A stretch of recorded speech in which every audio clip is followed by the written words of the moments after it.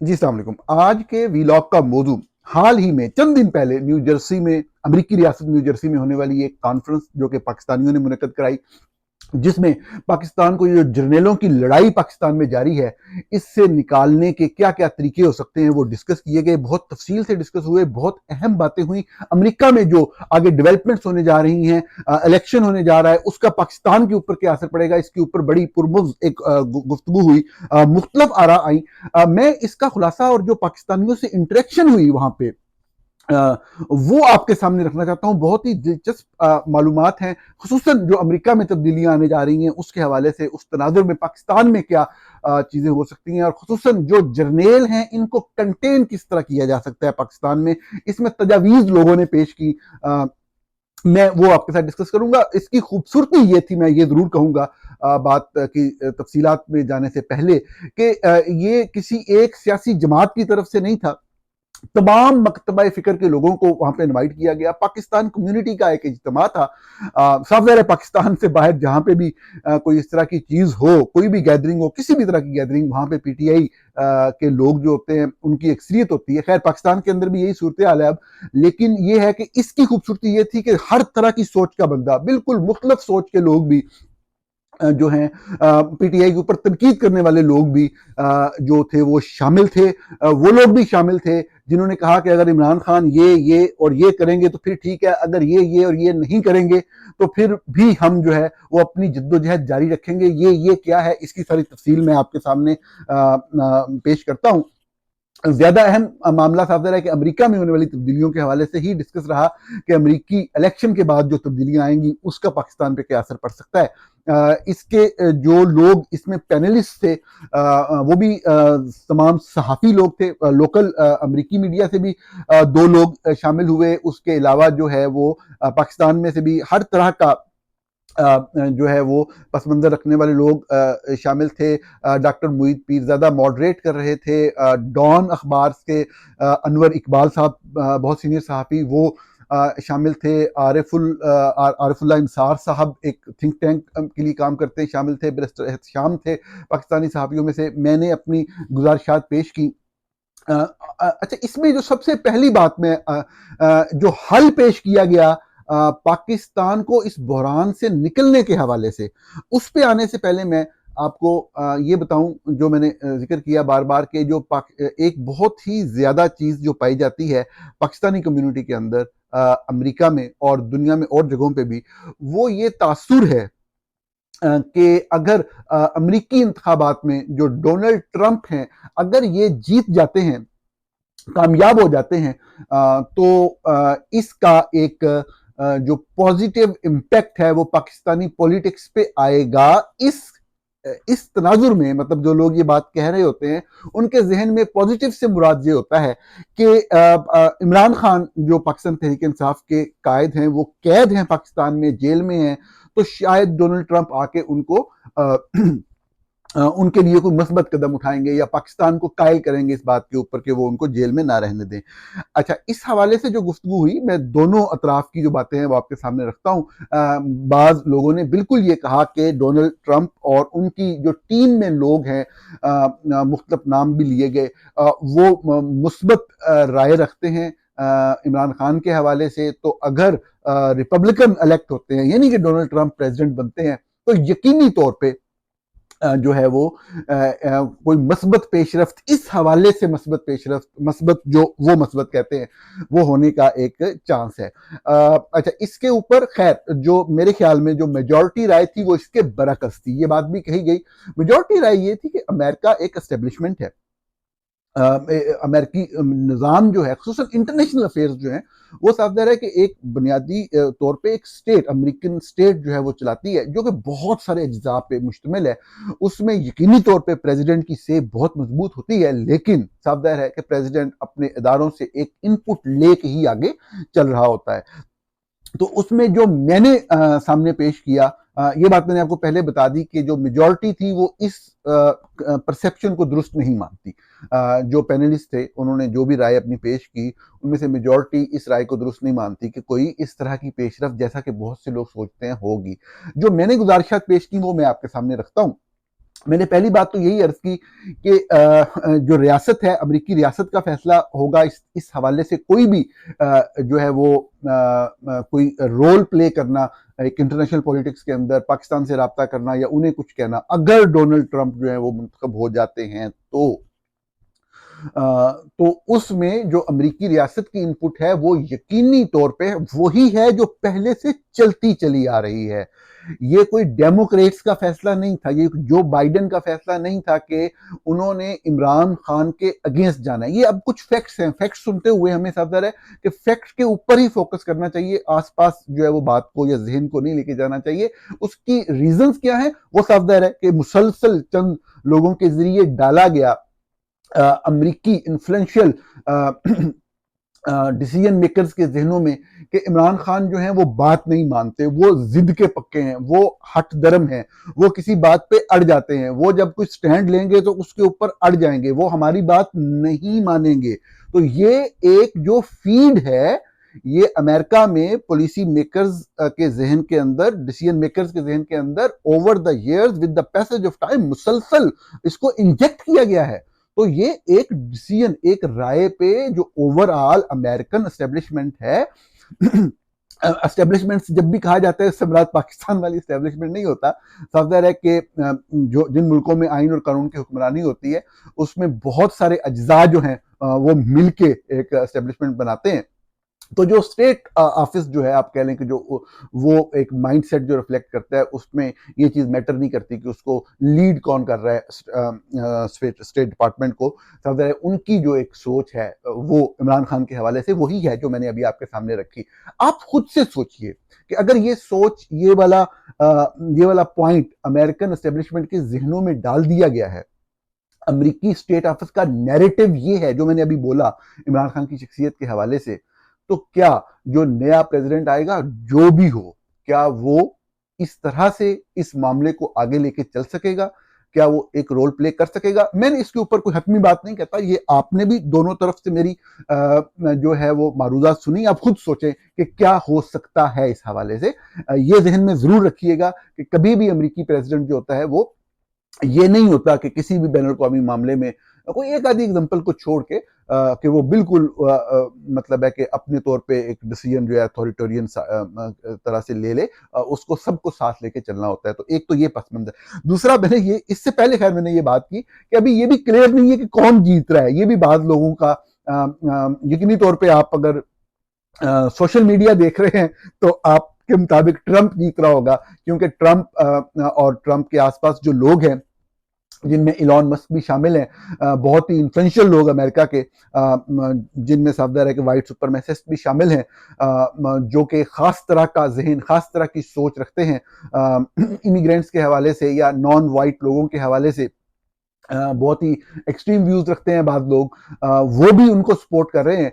तो social media के ऊपर चूंकि पैसा बहुत ज्यादा है, तो इस दौर में जिस तरह सोशल मीडिया पे प्रोपेगेंडा और नैरेटिव फैलाए जाते हैं, तो पूरे आप कह लें कि जो एक मार्केट है आईटी से रिलेटेड लोगों को इस्तेमाल करने की, इंडिया, पाकिस्तान, ये तो वो सब लोगों को इस्तेमाल करके सोशल मीडिया पे एक ऐसा माहौल बना दिया गया। अगर आप रेगुलर मीडिया को फॉलो कर रहे हैं, अमेरिकन रेगुलर मीडिया में आपको यूं लगेगा कि शायद डेमोक्रेट्स की कमला हारिस की जो सूरत हाल है वो बेहतर है।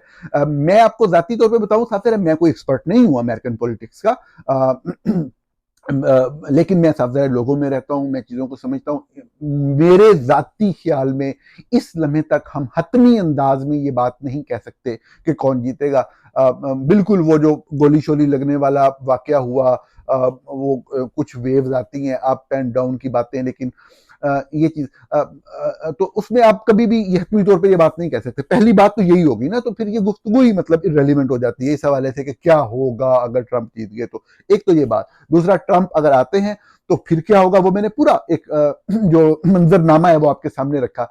इसके अगर आगे चलते हैं कि अगर फर्ज करें जिस तरह बाद लोग सोच रहे हैं, लेकिन जब फैक्ट्स होते हैं ना, ये बड़े तकलीफ दे होते हैं।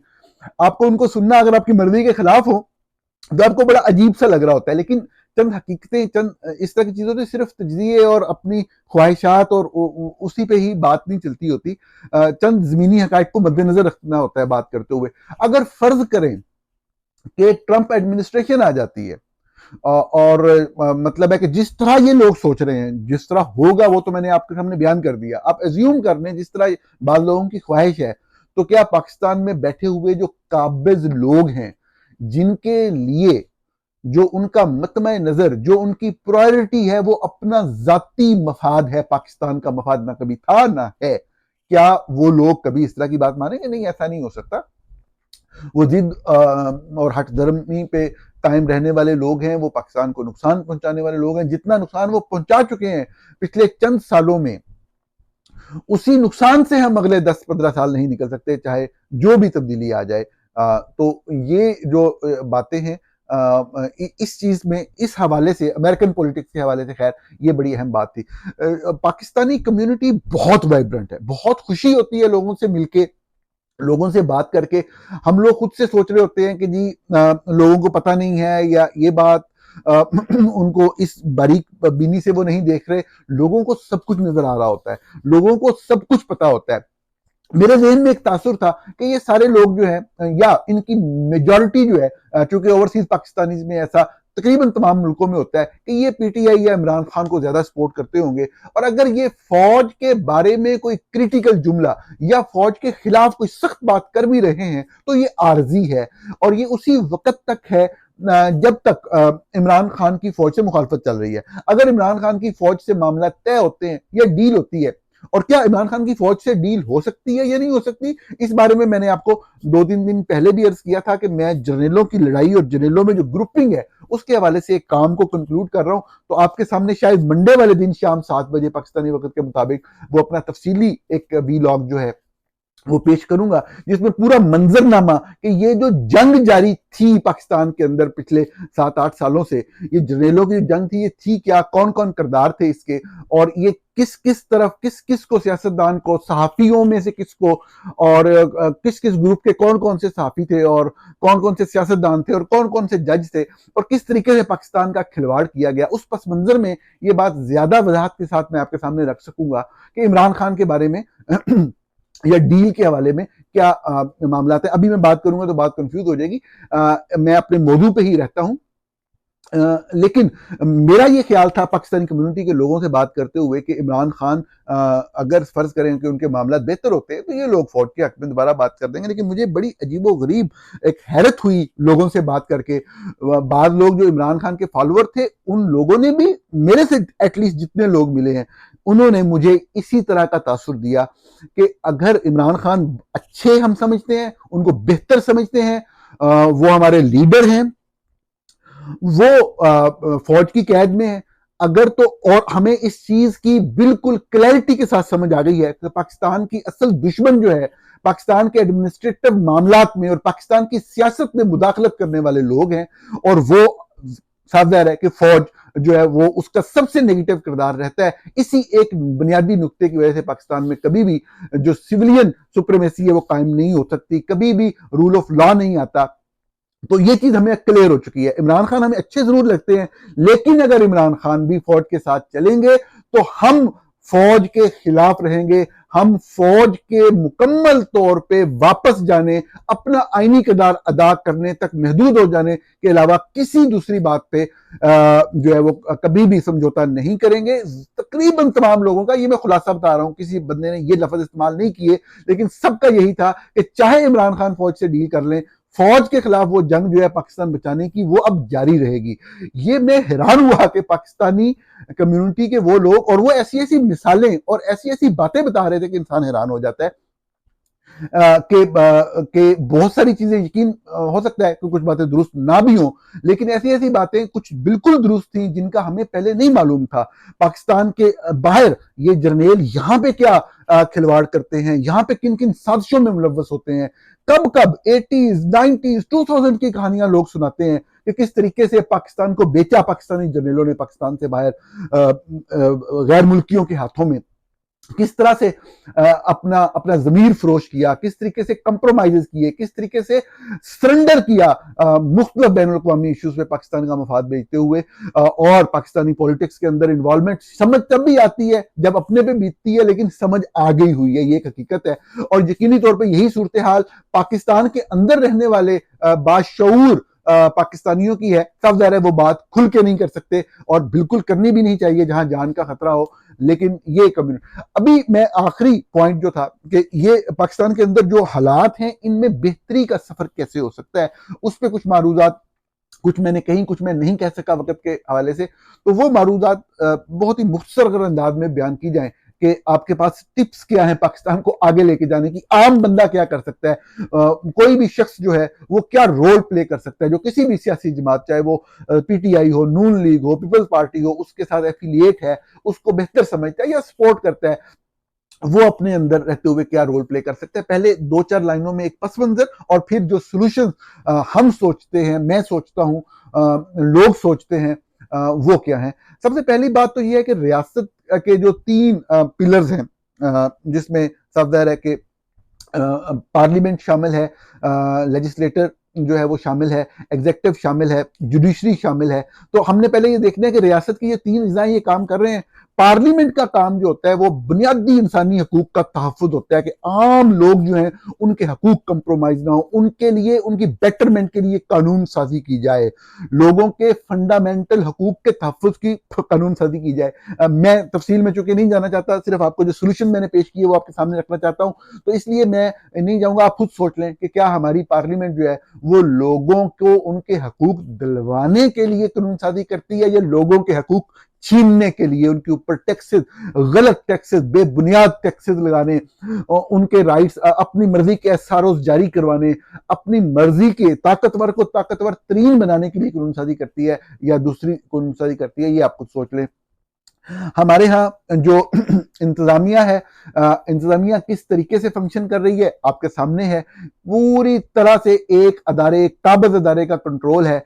पूरे का पूरा जो एग्जेक्टिव का एक इंफ्रास्ट्रक्चर है वो पैरालाइज हुआ है पिछले बहुत से सालों से। वजह यह है कोई भी अपनी मर्जी से कोई कुछ नहीं कर सकता। चंद लोग जो आवाज उठाते थे वो आवाज जो है वो एक एस्टेब्लिशमेंट की ख्वाहिश थी कि इनकी जो एनुअल जो कॉन्फिडेंशियल रिपोर्ट है, जो एक एनुअल कॉन्फिडेंशियल रिपोर्ट तो एक डिफरेंट डॉक्यूमेंट को कहते हैं, वो असल बात वही है, लेकिन इन्होंने उसको मुख्तलिफ नाम दे के शरीफ फैमिली ने एक सीक्रेट रिपोर्ट का शरीफ फैमिली कंसेप्ट लेके आई, जो बेसिकली एस्टेब्लिशमेंट का कंसेप्ट था। बड़े अरसे से कोशिश कर रहे थे, इमरान खान ने अपने दौर में उसकी मुखालफत की और उसको नहीं होने दिया।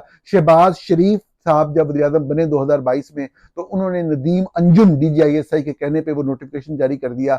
हर अफसर की सीक्रेट रिपोर्ट जो है, एक जो है 18वें ग्रेड 17वें ग्रेड से ऊपर, वो अब आईएसआई लिखती है। तो अब आप खुद सोच लें कि हमारी जो इंतजामिया है वो कहाँ पे खड़ी है। अदलिया अदलिया किस तरह से फैसले करती रही है माजी में, चाहे किसी भी सियासी जमात के तनाजुर में देख लें, आपके सामने है। बदतरीन सूरत हाल है। चंद जज जो आवाज उठाते हैं उनको निशाने इबरत बनाने की कोशिश की जाती है। शरीफ फैमिली के जो मीडिया सेल्स हैं वो सामने आते हैं, प्रोपेगेंडा सेल्स सामने आते हैं। कोई मेरे जैसा सहाफ़ी कोई बात सच लिखने की कोशिश करे, उसके ऊपर जो है वो अटैक किया जाता है, मरवाने की कोशिश की जाती है, जिंदा मरवाने की कोशिश की जाती है। बाकायदा डिजिटल एविडेंस मौजूद है किस तरीके से जो मरियम नवाज का सोशल मीडिया सेल है वो सहाफ़ियों को जान से मरवाने की प्लानिंग करता है, मरियम नवाज के बराह रास्त हुक्म के ऊपर। पूरा एक डिजिटल एविडेंस जो है वो मौजूद है, लेकिन एफआईए उसके ऊपर आगे नहीं चलती। किस तरीके से इल्जाम, ब्लास्फेमी के इल्जाम लगाए जाते हैं, लोगों को एड्रेस फैलाया जाता है व्हाट्सएप ग्रुप्स के ऊपर, ये सारे का सारा मौजूद है। जजेस को इसी तरीके से कंट्रोल साफ है करने के लिए जो नून लीग ने पिछले चंद दिनों में किया, सिर्फ वो जजेस जो कि हक और सच की बात बनते हैं। मैं क्लियर कर दूं, जिस तरह साकिब निसार थे वो नून लीग के खिलाफ फैसले देते थे, गलत फैसले देते थे, बेबुनियाद फैसले देते थे, कभी भी उनको सपोर्ट नहीं किया, कभी भी उनको दुरुस्त नहीं कहा, क्योंकि वो बायस जज थे। लेकिन आप इधर देखें, क्या ये जो जजेस जो आवाज उठा रहे हैं, जिन्होंने इन्हीं को रिलीफ दिया, जिस तरह जस्टिस अतर मिनल्ला के खिलाफ मरियम नवाज ने जाती तौर पे लीड करके सोशल मीडिया कैंपेन चलाई, उनको सांस मरियम नवाज को अतर मिनल्ला की वजह से आता है। पूरी फौज जनरल फैज हमीद और जनरल कमर जवेद बाजवा की क्यादत में ऐसे खड़ी हुई थी कि इन लोगों को नहीं छोड़ना जब तक हम नहीं कहते। उस वक्त उनको जमानत दी, घर भेजा। नवाज शरीफ साहब अंदर इस उम्र में इस सेहत के साथ जेल में सड़ रहे थे, उनको बाहर निकाला, बाद में दूसरी अदालत ने उनको मुल्क से बाहर जाने की इजाजत दी, जाके लंदन बैठे रह गए। वो जजेस जिन्होंने उनको रिलीफ दिए, अब सिर्फ इसलिए कि एक झूठे केस में दूसरी पार्टी को रिलीफ दे दिया है, तो उनकी कैरेक्टर असैसिनेशन, उनकी फैमिलीज के ऊपर हमले, डिग्रियां जाली करार दे दी। तो ये इस तरीके से ये इस वक्त रियासत की सूरत हाल है। तो जो हल इसके पेश किए गए वो यही था कि रूल ऑफ लॉ के लिए हमें बुनियादी तौर पे एक चीज के ऊपर बिल्कुल इकट्ठा हो जाना है, यूनाइट हो जाना है सब लोगों को, कि कभी भी आइन और कानून से मावरा कोई बात नहीं माननी। आइन और कानून से मावरा बात से मुराद फौज का सियासत से कोई ताल्लुक नहीं।